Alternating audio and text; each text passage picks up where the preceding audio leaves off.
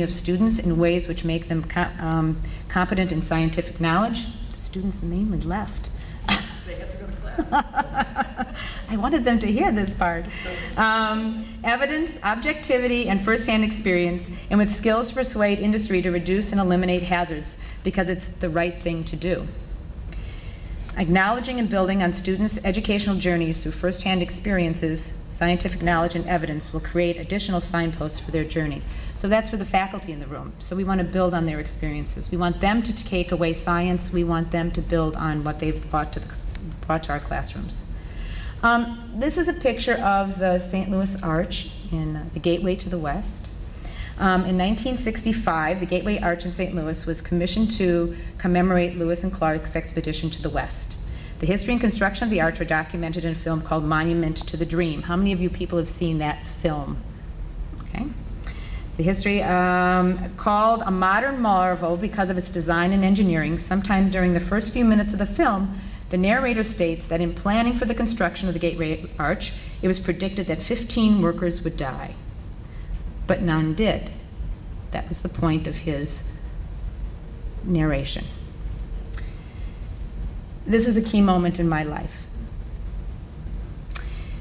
It was a defining moment that led to my career in taking up the cause of the working class. Understanding Alice Hamilton's curriculums helped me to understand that educational journey. I didn't know at the time what that meant to me, but thinking back, the thought of someone building a monument, expecting the 15 workers would be killed, was something that I couldn't resolve. So when I look back, I can clearly see this was a defining key moment in my life.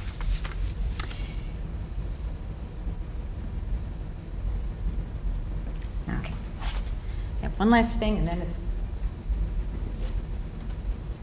So what is worthwhile? I suggest human rights, social justice, and peace.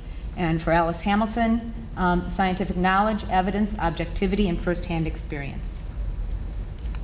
But I want to read just a little something here.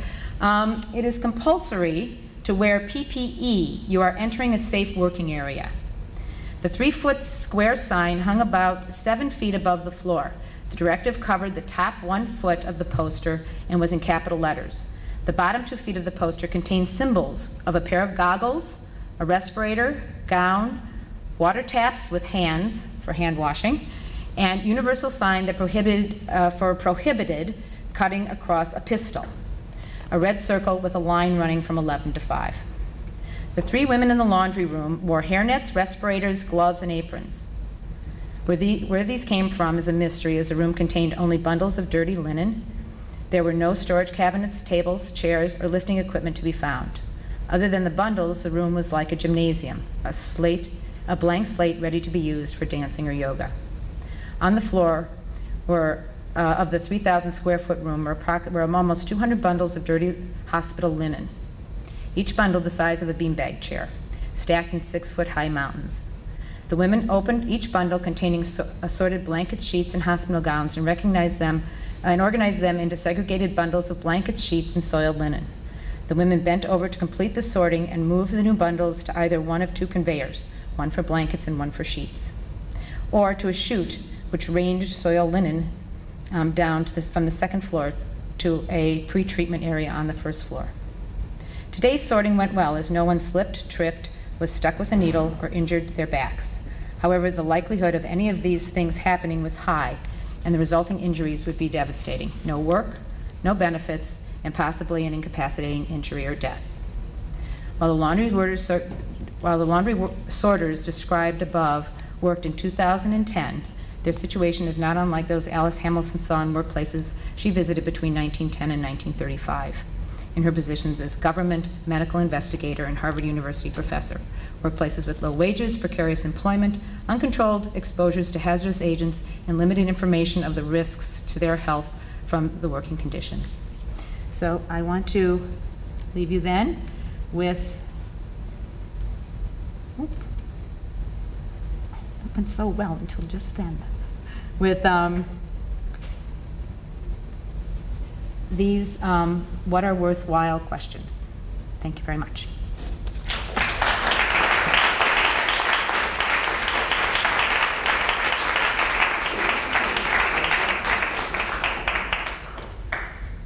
Okay, so I think we have some time here for questions as well, and then we'll probably take a short break after that and assemble our panelists. So are there any questions from Dr. Nichols' talk? Eduardo? Come on up. Seems like complicated to do that. The first question was about the politics. The second one is obvious to me.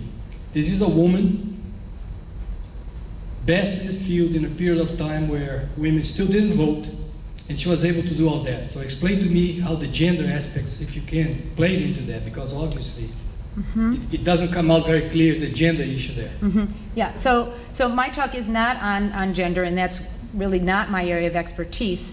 However, we have an opportunity to go to Hull House after this, and I think that gender and what went on through the Settlement House movement and gender we may learn a little bit about. One thing I did find interesting that Alice Hamilton does say in her autobiography that she feels that you can either have a career or you can have a family.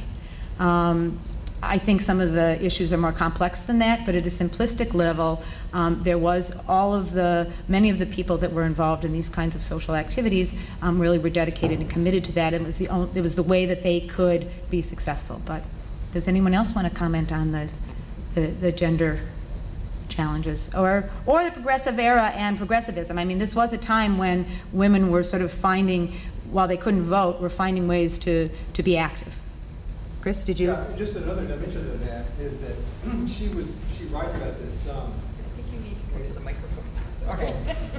That she writes about this in the time where she was kind of making her decision about whether to do the Bureau of Labor position, whether to accept that she didn't feel like she had much opportunity to advance, given her gender, in the regular medical academia of the time. There was just not the openings and opportunity and so I think that helps explain why she was such a pioneer, because doors she felt closed to her in other kinds of more traditional niches within the academy. So. Yeah, that's a good point. And she didn't go. I mean, she wasn't able to go. Her chosen when she was finished with her medical studies and her postdoctoral work, her choice would have gone to maybe go for a PhD in microbiology at Johns Hopkins, and she wasn't able to do that. So the doors that were closed to her, sorry? I'm glad. Well, right. So because there were doors that were closed to her, she had to find another path. And I think that when you read some of the materials of both her publications, but also some of the background materials, that she was looking for her voice. She was looking for where she could be heard, and this is the niche she found. And I think that because a lot of doors were closed to her, she found one that was that she could a way she could get through.